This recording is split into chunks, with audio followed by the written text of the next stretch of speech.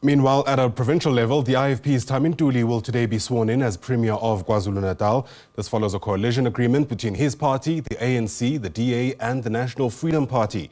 For the first time since back in 2004, the IFP is once again leading that province. Let's get you a sense of how things are unfolding.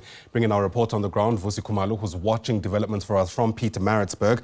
And the IFP has been at the helm before, Vusi, but of course, it's an all too different KZN this time around. Yes, of course, it is different because of the coalition that has been entered into being called the Government of Provincial Unity here in the province of KwaZulu-Natal. We know that just after the 29th May election, that the whole province of KwaZulu-Natal hung without any outright majority. So the parties such as the IFP, the ANC, DA, as well as the NFP took a decision to form a coalition government being called the Government of Provincial Unity, emanating from the discussions that have been taking place nationally. As you know, that even nationally there's a Government of National Unity led by the ANC. Well, here in the province of KwaZulu-Natal, we know that the MK is the one that got the majority vote, even though they didn't get an outright majority. They got about 45%, which is 37 seats, followed by the IFP with 15 seats, the ANC coming closely just in their neck at about 14 seats, and then the DA getting 11, and then NFP, which in this case was somewhat a kingmaker, getting 1%. Already the sitting is as follows. Last week we know that Friday there was a swearing-in ceremony for all the 80 strong members of the KZN legislature, with the speaker position going to the ANC's Nontoembeko Boys, who is coming in for her second term as a speaker, and then being deputized by the DA's Mabato Tembe. And we also know that the Premier of the province was chosen to be elected as Thami Ntuli, who represents the IFP. We know that the IFP has been eyeing this position for such a long time. We know that they were removed from power in 2004. We know that, but at the historic government election that took place as a first democratic vote in 1994, we know that the IFP took the position of number 1 here in the province. They were also led for about 10 years, and then the IFP and then the ANC took over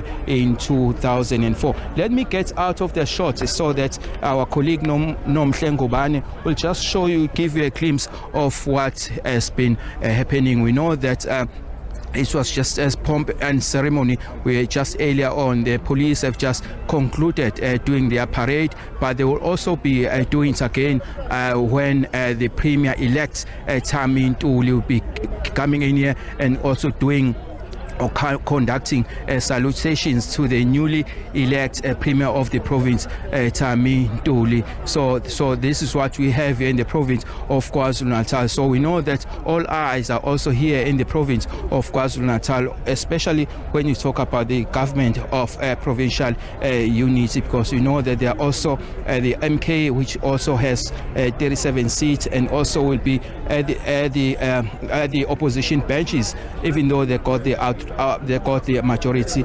seat. Also in the opposition benches this time around will be the EFF, which has got 2 seats.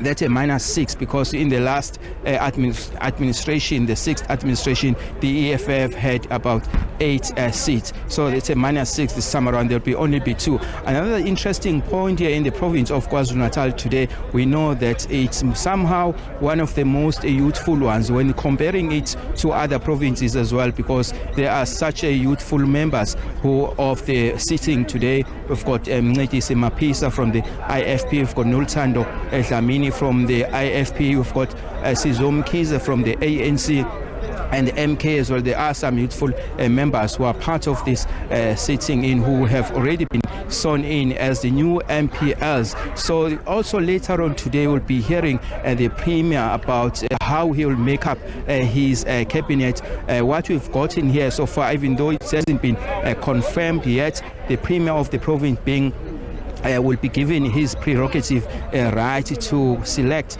his own cabinet members. That will be the MECs. We know that some of the government departments will also be reconfigured.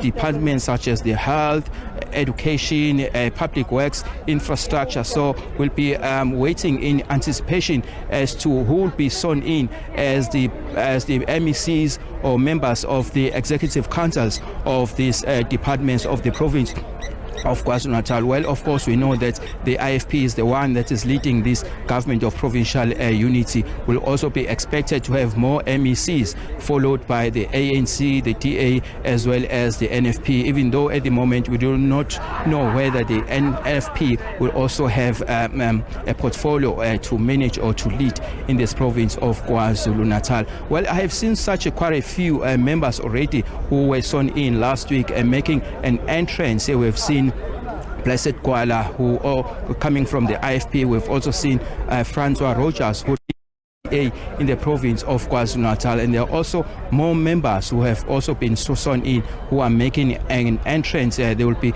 addressed by the Premier, who will be inaugurated as the new Premier of the province of KwaZulu-Natal, and then later on he will be expected to make his cabinet later on during the day. Ayanda. All right, it certainly sounds like an eventful day ahead. Vusi Khumalo, thanks very much indeed. We'll touch base with you once again once the actual swearing in takes place. But for now, really appreciate the reporting. Vusi Khumalo, live to us there from Pietermaritzburg in KwaZulu-Natal.